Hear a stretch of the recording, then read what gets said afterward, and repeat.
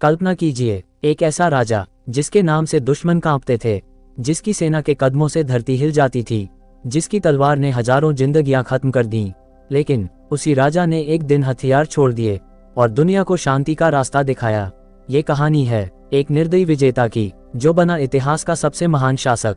ये कहानी है सम्राट अशोक की। वीडियो को अंत तक देखिए, क्योंकि यह सिर्फ इतिहास नहीं बल्कि जीवन बदल देने वाली सच्चाई है। भाग 1, जन्म और बचपन। सम्राट अशोक का जन्म लगभग 304 बीसी हुआ। वे मौर्य वंश के महान सम्राट बिंदुसार के पुत्र थे। उनके दादा थे चंद्रगुप्त मौर्य, जिन्होंने भारत में एक विशाल साम्राज्य की नींव रखी। अशोक बचपन से ही अलग थे। वे अत्यंत बुद्धिमान थे, लेकिन साथ ही कठोर और जिद्दी भी। राजमहल में उनके कई भाई थे और हर कोई चाहता था सिंहासन। अशोक को अक्सर कम महत्व दिया जाता था, क्योंकि वे सुंदर नहीं माने जाते थे। लेकिन उनमें एक ऐसी आग थी जो उन्हें सामान्य राजकुमारों से अलग बनाती थी। भाग 2, सत्ता की लड़ाई। जब सम्राट बिंदुसार की मृत्यु हुई तो सिंहासन के लिए संघर्ष शुरू हो गया। इतिहास कहता है कि अशोक ने सत्ता पाने के लिए अपने कई भाइयों को हटाया। ये वही समय था जब लोगों ने उन्हें नाम दिया चंड अशोक, यानी क्रूर और निर्दयी अशोक। वे किसी भी विद्रोह को बर्दाश्त नहीं करते थे। जो विरोध करता वह मिटा दिया जाता। लेकिन उनकी कठोरता के पीछे एक लक्ष्य था, पूरे भारत को एकजुट करना। भाग 3, विस्तार और विजय। अशोक ने साम्राज्य को तेजी से बढ़ाया। उत्तर से दक्षिण, पूर्व से पश्चिम, हर दिशा में मौर्य ध्वज लहराने लगा। उनकी सेना विशाल थी, हजारों हाथी, लाखों सैनिक। भारत का लगभग पूरा भूभाग उनके अधीन था। लेकिन एक राज्य था जो झुकने को तैयार नहीं था, कलिंग, आज का ओडिशा। कलिंग स्वतंत्र था और अशोक के साम्राज्य के बीच एक कांटे की तरह खड़ा था। अशोक ने निर्णय लिया, कलिंग को हर हाल में जीतना है। भाग 4, कलिंग का युद्ध। 261 बीसी। कलिंग का मैदान। दो विशाल सेनाएं आमने सामने थीं। युद्ध शुरू हुआ। धूल उड़ रही थी, तलवारें टकरा रही थीं, चीखें गूंज रही थीं। युद्ध कई दिनों तक चला। अंततः कलिंग हार गया, लेकिन ये जीत अशोक की सबसे बड़ी हार थी। इतिहास बताता है इस युद्ध में लगभग 1 लाख लोग मारे गए और 1.5 लाख बंदी बनाए गए। जब युद्ध समाप्त हुआ, अशोक मैदान में घूम रहे थे।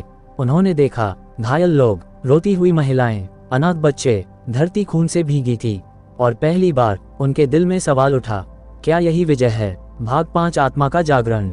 उस रात अशोक सो नहीं पाए। उनके मन में चीखें गूंजती रहीं।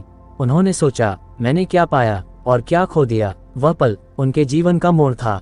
कहा जाता है कि इसी समय उनका संपर्क बौद्ध भिक्षुओं से हुआ। उन्होंने बुद्ध के उपदेश सुने, अहिंसा, करुणा, धैर्य, मध्यम मार्ग, और अशोक का हृदय बदल गया।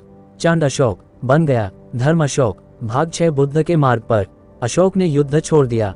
उन्होंने घोषणा की, अब से तलवार नहीं, धम्म जीतेगा। उन्होंने बौद्ध धर्म अपनाया, लेकिन उन्होंने इसे जबरदस्ती नहीं थोपा। उन्होंने कहा, हर धर्म का सम्मान करो।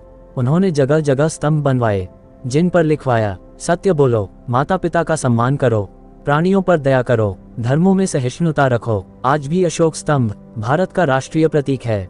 भाग 7, धम्म का विस्तार। अशोक ने सिर्फ भारत में ही नहीं बल्कि विदेशों में भी बौद्ध धर्म का प्रचार कराया। उन्होंने अपने पुत्र महेंद्र और पुत्री संघमित्रा को श्रीलंका भेजा। वहां से बौद्ध धर्म पूरे एशिया में फैल गया। चीन, जापान, थाईलैंड, आज करोड़ों लोग बुद्ध के मार्ग पर चलते हैं और इसकी जड़ में हैं अशोक का परिवर्तन। भाग 8, एक सच्चा सम्राट कौन? अशोक ने साबित किया, सच्ची ताकत दूसरों को हराने में नहीं, खुद को बदलने में है। उन्होंने युद्ध से नहीं बल्कि करुणा से इतिहास जीता। उनका साम्राज्य विशाल था, लेकिन उनकी विरासत उससे भी बड़ी है। भाग 9, अंतिम संदेश। आज हम सबके जीवन में छोटे छोटे कलिंग युद्ध होते हैं, गुस्सा, अहंकार, लालच। लेकिन सवाल है, क्या हम भी अपने भीतर के चंड अशोक को धर्म अशोक बना सकते हैं? यही इस कहानी का संदेश है। परिवर्तन संभव है। कोई भी व्यक्ति कितना भी कठोर क्यों ना हो, यदि वह जाग जाए तो वह दुनिया बदल सकता है। अगर आपको ये कहानी प्रेरणादायक लगी तो वीडियो को लाइक करें, कमेंट में लिखें, धम्म ही सच्ची जीत है। और ऐसे ही इतिहास और बुद्ध से जुड़ी गहरी और सच्ची कहानियों के लिए चैनल को सब्सक्राइब जरूर करें।